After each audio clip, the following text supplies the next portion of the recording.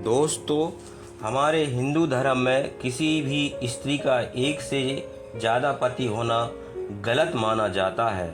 लेकिन फिर भी आज से हजारों साल पहले महाभारत युग में द्रौपदी ने 5 पुरुषों से विवाह किया था।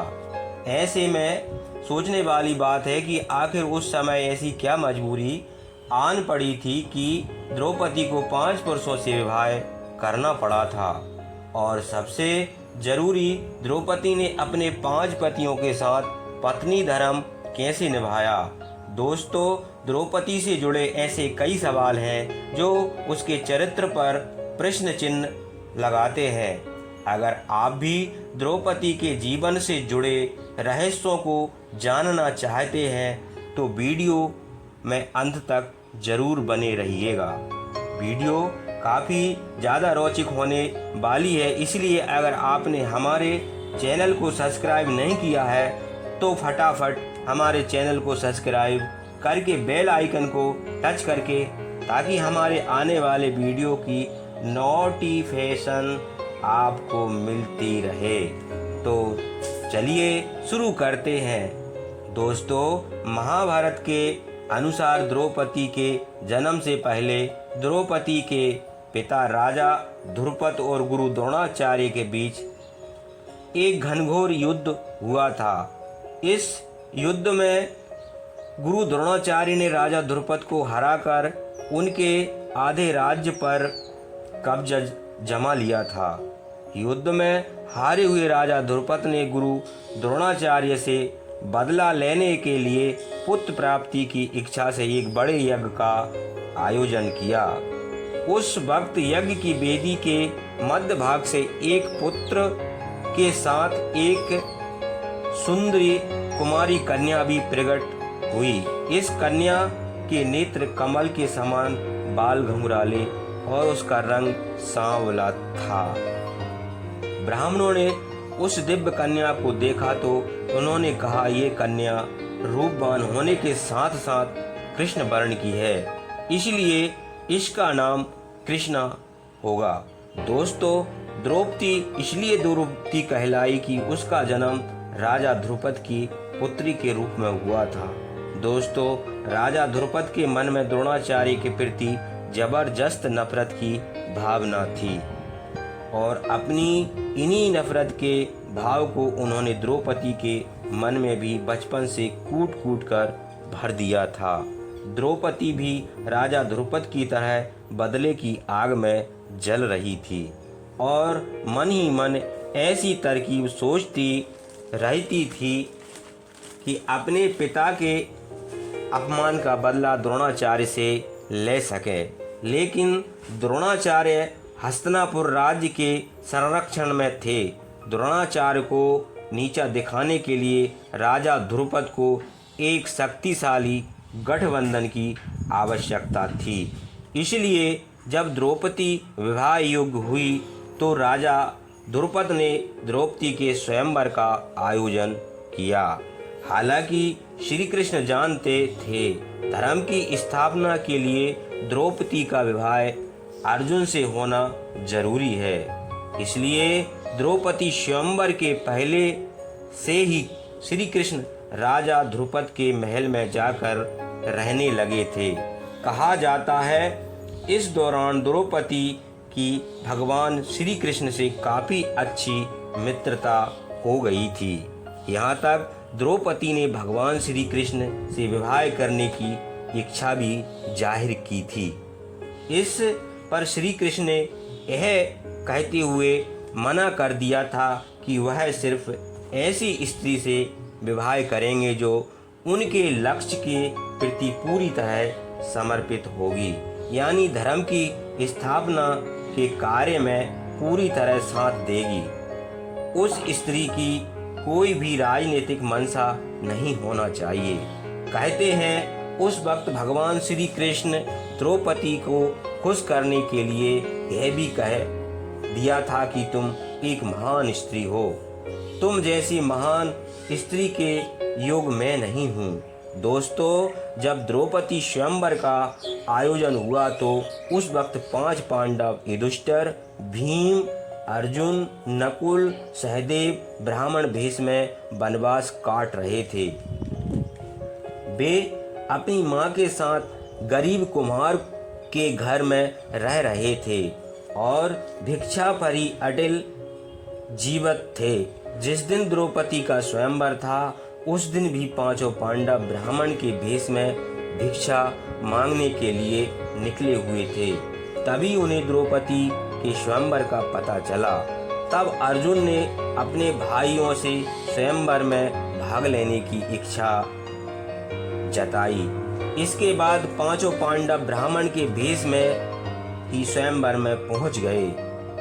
यहाँ स्वयंवर की शर्त के अनुसार जो भी धनुर्धर ऊपर घूमती हुई मछली की परछाई को नीचे रखे तेल की कढ़ाई में देखकर उसकी आंख को भेद देगा, उसी के गले में माला डालकर द्रौपदी उससे विवाह करेगी।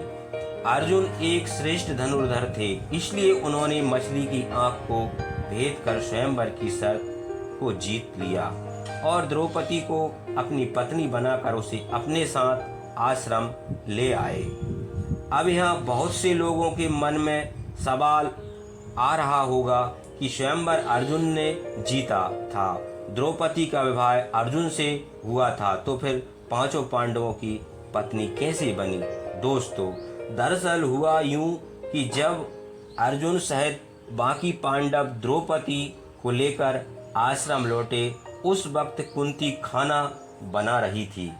अर्जुन ने दरवाजे पर ही खड़े होकर कुंती से कहा, माँ देखो हम क्या लाए हैं। तब कुंती ने बिना देखे यह कह दिया, जो भी लाए हो पांचों भाई आपस में बांट लो।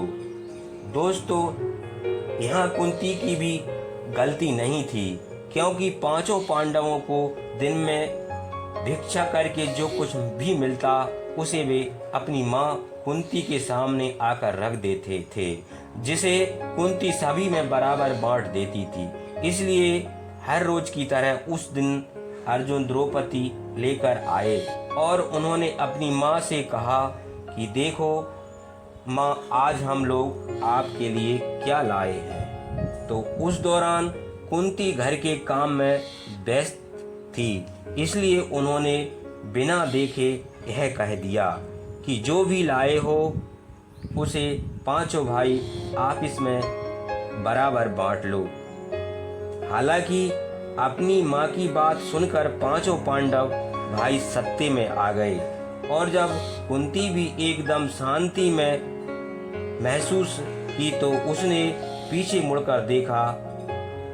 जब उसे अपनी भूल का एहसास हुआ, उन्होंने अपने पुत्र धर्मराज युधिष्ठिर से कहा, इसका कोई ऐसा उपाय निकालो जिससे द्रौपदी का कोई भी अनर्थ न हो और मेरे मुंह से निकली बात झूठी ना हो।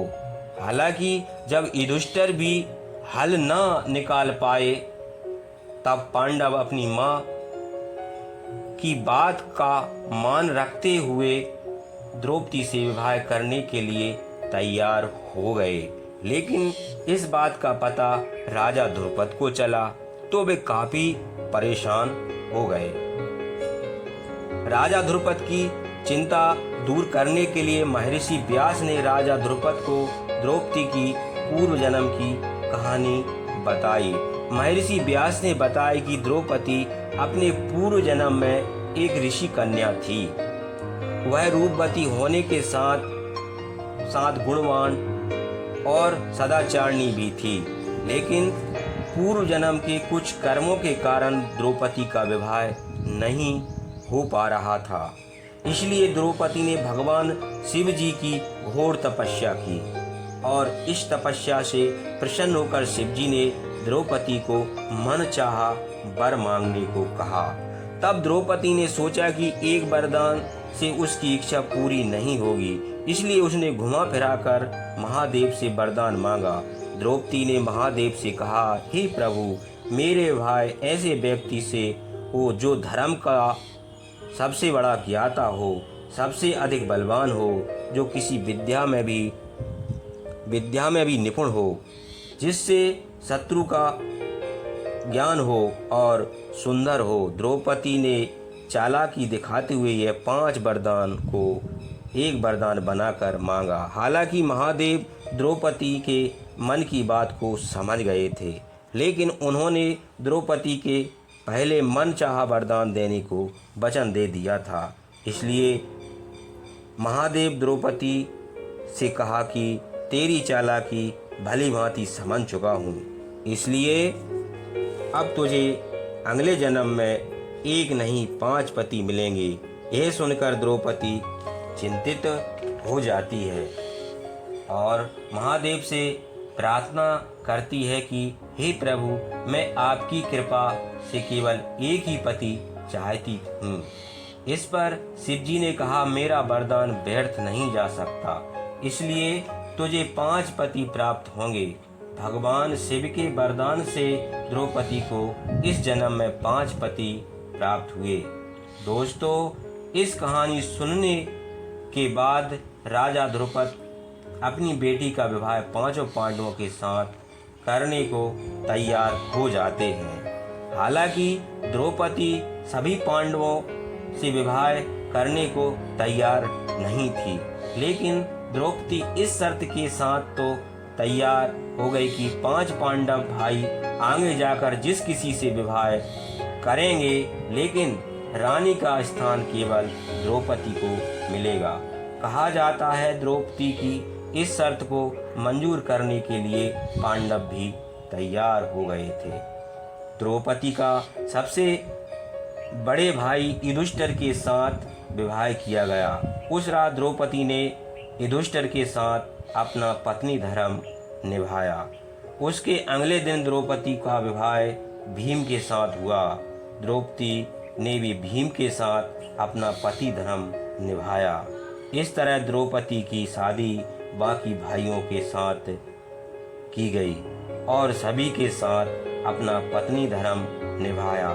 अब यहाँ सोचने वाली बात यह है कि जब द्रौपदी विवाह का सबसे पहले युधिष्ठिर से हुआ, द्रौपदी ने उनके साथ अपना पत्नी धर्म निभाया, तो फिर बाकी पांडव भाइयों के साथ द्रौपदी भी अपना पत्नी धर्म कैसे निभाया। तो दोस्तों, दरअसल द्रौपदी हर बार पत्नी धर्म निभाने में समर्थ थी, क्योंकि द्रौपदी को महर्षि वेद व्यास ने आजीवन कुमारी यानी कुंवारेपन का आशीर्वाद दिया था। इसलिए जब भी द्रौपदी पांडवों से किसी एक भाई के साथ बिताने के बाद दूसरे भाई के पास जाती थी, तो द्रौपदी वापिस कुंवारी हो जाती थी। कहते हैं 5 पांडव की विवाह के बाद एक दिन देवऋषि नारद 5 पांडव से मिलने आए और 5 पांडव के भविष्य की चिंता जताते हुए धर्मराज युधिष्ठिर और अन्य 5 पांडव से कहते हैं कि द्रौपदी तुम 5 भाइयों की पत्नी है, इसलिए तुम लोग द्रौपदी को लेकर नियम बना लेना चाहिए कि कौन भाई कितने वक्त द्रौपदी के साथ कितने समय व्यतीत करेगा। नारद मुनि की यह बात सुनकर धर्मराज युधिष्ठिर कहते हैं कि हम 5 भाई द्रौपदी से लेकर कोई मनमुटाव नहीं है और फिर मुझे पूरी उम्मीद है भविष्य में हमारे बीच ऐसा कुछ नहीं होगा। इसलिए मैं द्रौपदी को लेकर आज एक नई नियम बनाऊंगा। महर्षि नारद के चले जाने के बाद धर्मराज युधिष्ठिर ने नियम बनाते हैं कि द्रौपदी हर साल पांडवों में से किसी एक के साथ समय व्यतीत करेगी, यानी द्रौपदी 1 साल तक केवल एक पांडव की पत्नी बनकर रहेगी। साथ ही जिस समय द्रौपदी अपने कमरे में किसी एक पांडव के साथ होगी, उस वक्त उनके कमरे में कोई और पांडव तब तक प्रवेश नहीं करेगा। यदि कोई पांडव गलती से उस नियम को तोड़ता है तो उसे सजा का तौर पर 1 वर्ष के लिए वन में जाकर ब्रह्मचर्य पालन करते हुए बिताना होगा। दोस्तों, कहा जाता है एक बार अर्जुन द्रौपदी के कमरे में प्रवेश कर जाते हैं तो उस वक्त द्रौपदी अपने कमरे में युधिष्ठिर के साथ रहती है। हालांकि अर्जुन धर्मराज युधिष्ठिर का नियम धर्म का पालन करने के लिए तोड़ा नहीं था, फिर भी अर्जुन युधिष्ठिर के नियम को मानते हुए वनवास चले जाते हैं। दोस्तों, आज भले ही लोगों के बीच बड़े छोटे का लिहाज नहीं है, लेकिन द्वापर युग में अपनों से बड़ों का मान रखना हर इंसान का कर्तव्य होता था और इसलिए धर्म के मार्ग पर चलते हुए पांचों पांडव से बड़ों की बात का मान